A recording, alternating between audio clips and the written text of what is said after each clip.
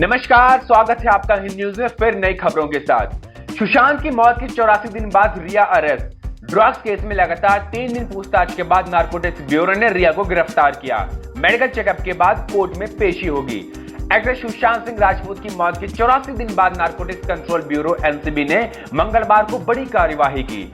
NCB ने सुशांत की girlfriend रही रिया चक्रवर्ती को ड्रग्स केस में गिरफ्तार कर लिया। एक्ट्रेस को मेडिकल टेस्ट के बाद वीडियो कॉन्फ्रेंसिंग के जरिए कोर्ट में पेश कर रिमांड मांगी जाएगी। ड्रग्स केस में दूसरे आरोपियों शोभिक, सैमुअल मिरांडा और दीपेश रावत को भी पेश किया जाएगा। रिया से एनसीबी की पूछताछ का मंगलवार को तीसरा दिन था। 3 दिन में एक्ट्रेस से करीब 20 घंटे तक लगातार सवाल जवाब किए गए। सोमवार को एनसीबी ने रिया को उनके भाई शोभिक चक्रवर्ती और सुशांत के हाउस मैनेजर सैमुअल मिरांडा के सामने बैठाकर पूछताछ की थी। सूत्रों के मुताबिक रिया ने खुद ड्रग्स लेने की बात नहीं मानी, हालांकि ड्रिंक्स करने और स्मोकिंग की बात कबूली। रिया का कहना था कि उन्होंने जो भी कुछ किया वो सुशांत के लिए किया। भारत चीन सीमा पर 45 साल बाद गोली चली।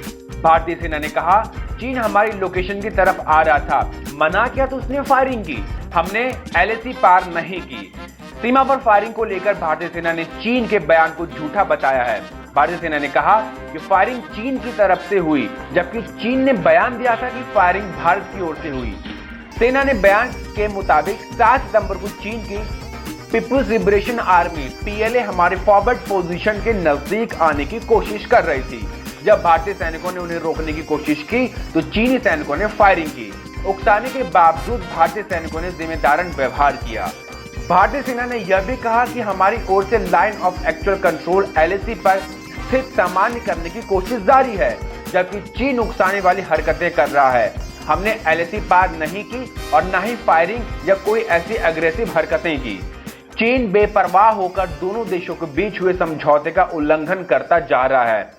एक और वो हमारे साथ मिलिट्री, डिप्लोमेटिक और राजनीतिक स्तर पर बातचीत कर रहे हैं और दूसरी ओर ऐसी हरकतें। सेना ने यह भी कहा कि हम शांति कायम रखना चाहते हैं, लेकिन देश की संप्रभुता और सरहदों की सुरक्षा किसी भी कीमत पर करेंगे।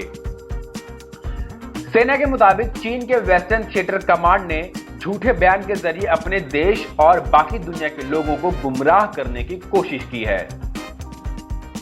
कंगना पर शिकंजे की तैयारी। शिवसेना ने कंगना के खिलाफ ठाणे में शिकायत की। राजद्रोह का केस दर्ज हो सकता है। बीएमसी ने एक्ट्रेस के ऑफिस पर अवैध निर्माण का नोटिस चिपकाया। शिवसेना की आईटी सेल ने कंगना रनौत के खिलाफ ठाणे के श्रीनगर पुलिस स्टेशन में शिकायत की है। आईटी सेल की मांग है कि कंगना पर राजद्रोह का केस दर्ज किया जाए, क्योंकि उन्होंने मुंबई की तुलना पाकिस्तान के कब्जे वाली कश्मीर पीओके से की थी। इस मांग पर पुलिस कानूनी राय ले रही है।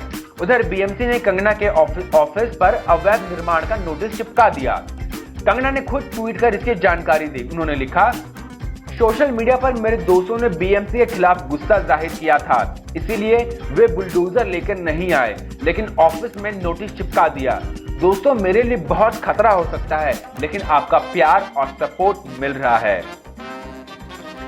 नेशनल टेस्टिंग एजेंसी ने जारी किया एनसीएचएम जेईई 2020 का रिजल्ट। 29 अगस्त को हुआ था परीक्षा का आयोजन।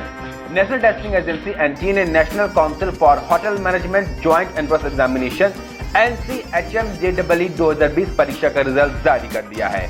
परीक्षा में शामिल हुए candidate official result portal nchm.jee.nta.nic.in पर अपना स्कोर ऑनलाइन चेक कर सकते हैं। राष्ट्रीय एजेंसी ने national council for hotel management joint entrance examination NCHM JEE 2020 का आयोजन 29 अगस्त को किया था। एनटीए ने एनसीएचएम जेईई 2020 के लिए जनवरी 2020 में नोटिफिकेशन जारी किया था, जिसके मुताबिक परीक्षा का आयोजन 25 अप्रैल 2020 को किया जाना था, लेकिन कोरोना महामारी के चलते परीक्षा के आयोजन को स्थगित कर दिया गया। इसके बाद अगस्त के आखिरी सप्ताह में आयोजित हुए प्रवेश परीक्षा के परिणामों की घोषणा की सितंबर में की गई थी।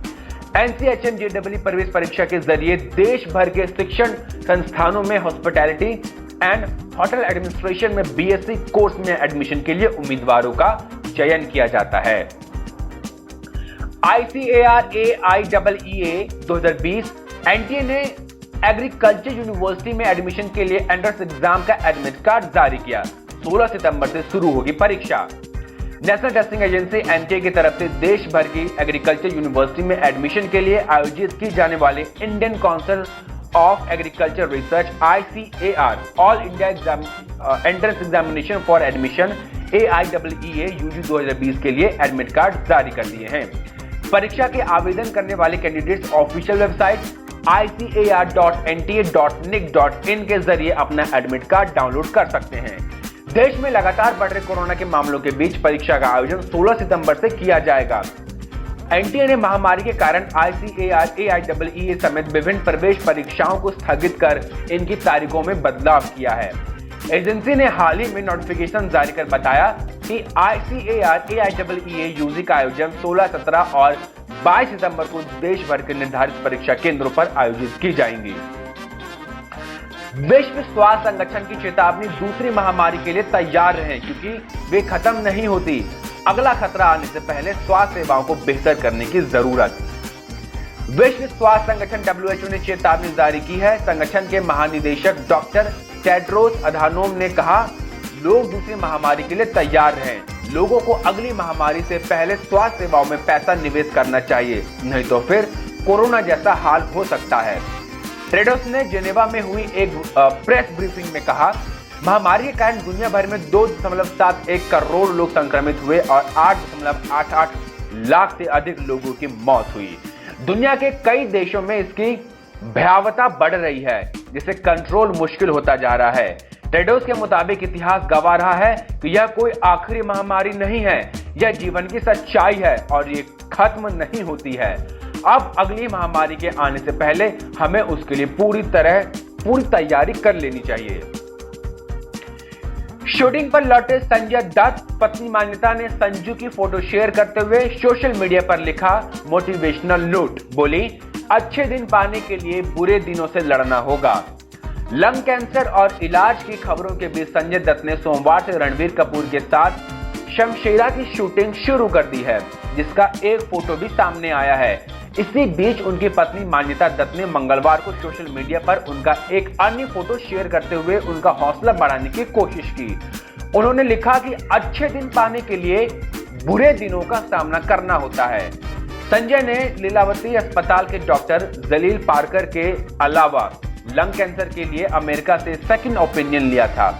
उसके बाद ये वे लगातार कोकिलाबेन अस्पताल के डॉक्टरों से संपर्क में हैं।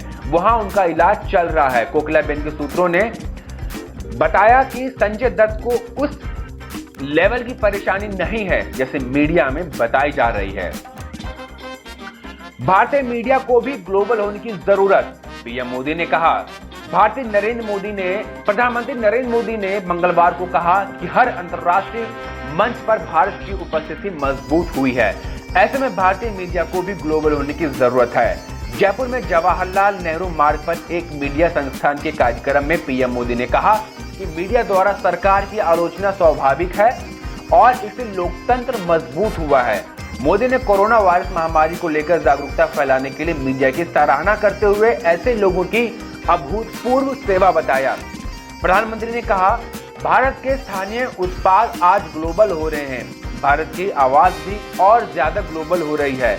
दुनिया भारत को और ज्यादा गौर से सुनती है। हर अंतर्राष्ट्रीय मंच पर भारत की मजबूत उपस्थिति है। ऐसे में भारत के मीडिया को भी ग्लोबल होने की जरूरत है। स्वच्छ भारत, उज्ज्वलता गैस योजना और जल जीवन मिशन जैसी सरकारी योजनाओं के बारे में जागरूकता फैलाने और कोरोना के खिलाफ जंग में मीडिया की भूमिका की सराहना करते हुए मोदी सरकार के कार्यों की विवेचना और आलोचना को स्वाभाविक बताया है। सुशांत केस, रिया की शिकायत पर सुशांत की बहन के खिलाफ आत्महत्या के लिए उकसाने का केस दर्ज। एक्टर के पिता के वकील बोले, बांद्रा पुलिस स्टेशन रिया का दूसरा घर लगता है। सुशांत मामले में एक नया मोड़ आ गया है। रिया चक्रवर्ती की शिकायत के बाद मुंबई पुलिस ने सुशांत की बहन प्रियंका सिंह और दिल्ली के राम मनोहर लोहिया अस्पताल के डॉक्टर तरुण कुमार समेत कुछ दूसरे लोगों के खिलाफ बांद्रा पुलिस ने एफआईआर दर्ज कर ली है।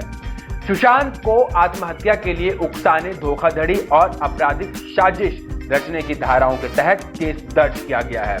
उधर सुशांत के पिता के वकील के सिंह ने मंगलवार को कहा, लगता है बांद्रा पुलिस स्टेशन रिया का दूसरा घर बन गया है।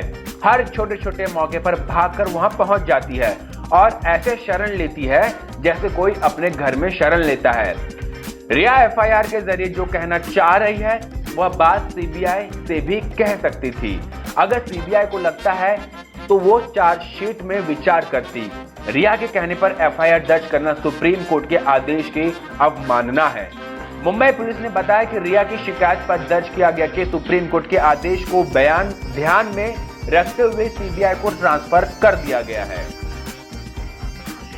चीनी राष्ट्रपति शी जिनपिंग बोले, हमने कोरोना के खिलाफ एक ऐतिहासिक जीत हासिल की। चीनी राष्ट्रपति शी जिनपिंग ने मंगलवार को मेडिकल प्रोफेशनल को सम्मानित करने वाले एक अवार्ड समारोह में कहा कि चीन ने कोरोना वायरस से अपनी लड़ाई में ऐतिहासिक और अतुलनीय परीक्षा पास कर ली है। चीनी राष्ट्रपति ने इस समारोह में मेडिकल फील्ड से 4 नायकों को गोल्ड मेडल देकर सम्मानित किया। इस समारोह में सैकड़ों लोग इकट्ठा हुए थे। शी जिनपिंग ने चीन की महामारी के खिलाफ बहादुरी भरे संघर्ष की तारीफ करते हुए कहा कि हमने एक अतुलनीय और ऐतिहासिक परीक्षा पास की है। उन्होंने कहा, हमने कोरोना वायरस के खिलाफ लोगों की लड़ाई में बहुत जल्दी शुरुआती सफलता हासिल की है। हम इकोनॉमिक रिकवरी और कोविड-19 के खिलाफ लड़ाई में दुनिया में सबसे आगे चल रहे हैं। भारत में कोरोना वायरस से पिछले 24 घंटे में सबसे ज्यादा 1133 की मौत सामने आए। 75,809 कोविड-19 के पेशेंट। भारत में कोरोना वायरस से पिछले 24 घंटे में अब तक की सबसे ज्यादा मौतें दर्ज की गई है। 8 सितंबर की सुबह तक पिछले 24 घंटों में कोरोना से संक्रमित 1133 मरीजों की मौत हुई है। वहीं एक दिन में देश में 75,809 नए केसेस आए हैं। इसके साथ ही देश में अब तक कोरोना के कुल मामले 42,80,422 हो चुके हैं। 1133 लोगों की मौत के साथ देश में कुल मौतों का आंकड़ा 72,775 पर पहुंच गया है। अगर रिकवरी रेट की बात करें तो देश का कोरोना रिकवरी रेट 77.65% चल रहा है। ठीक होने वालों की संख्या 33 लाख के पार हो गई है। पिछले 24 घंटे में 73,521 मरीज ठीक हुए हैं। अब तक कुल ठीक हुए मरीजों की संख्या 33,23,950 है। एक्टिव मरीजों का फीसद 20.64% पर है। यानी देश में कुल 8,83,697 एक्टिव मामले हैं। तो आज के लिए इतना ही। बाकी खबरों के लिए देखते रहिए हिंद न्यूज। धन्यवाद।